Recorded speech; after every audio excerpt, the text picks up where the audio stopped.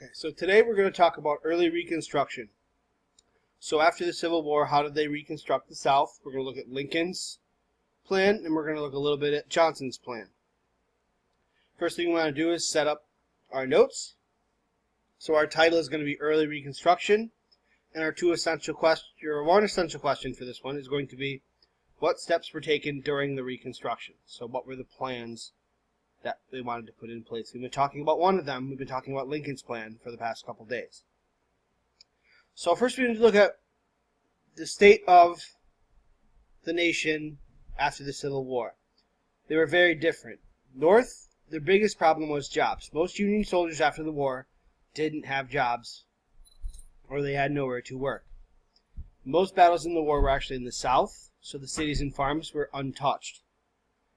However, there were in the North, there were disagreements on how to bring the South back into the Union. That's something that we're going to be looking at later as we talk about in our cabinet meeting. The South was pretty much completely the opposite. It was almost completely destroyed. I remember reading an article where they said Atlanta, Georgia, New Orleans, and I think Raleigh, North Carolina were completely leveled in the Civil War. Basically, Southern money was worthless. And they now had a new type of, I don't want to say class, but class is, I guess, a good word for it, which were called the freedmen, which were men and women who had been enslaved but are now freed, because as of the end of the Civil War, slavery was then abolished. So part of Lincoln's plan was the 10% plan, and I said I was going to talk about this, and here we go. So the 10% plan said a southern state could form its government as long as two things happened. 10% of its voters swore allegiance to the Union, and they had to abolish slavery, which means slavery had to be illegal in their state. And 10% of the voters had to swear their allegiance to the North or the Union. If they had did this, the voters could then elect members of Congress and take part in the national government again. So it was like they never actually were not a part of it. He granted them amnesty, which is basically a government pardon. And that did not apply to the former leaders of the Confederacy. That would be the high ranks, your lieutenants, your colonels, your generals, anyone who led the armies.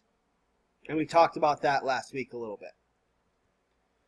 The second thing that they set up was called the Freedmen's Bureau. And that was an agency intended for assisting slaves that were now considered freedmen. So they tried to help them get food, clothing, and tried to find them jobs. They also set up schools. And then we get to the assassination of President Lincoln. So on April 14th, 1865, Lincoln was attending a play at the Ford's Theater.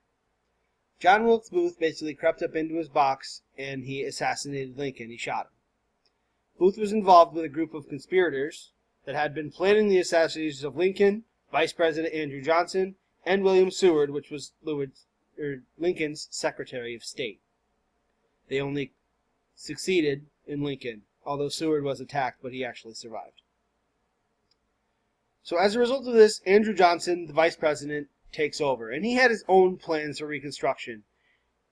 And he basically forced all of the southern states to ratify the 13th Amendment, which banned slavery throughout the nation.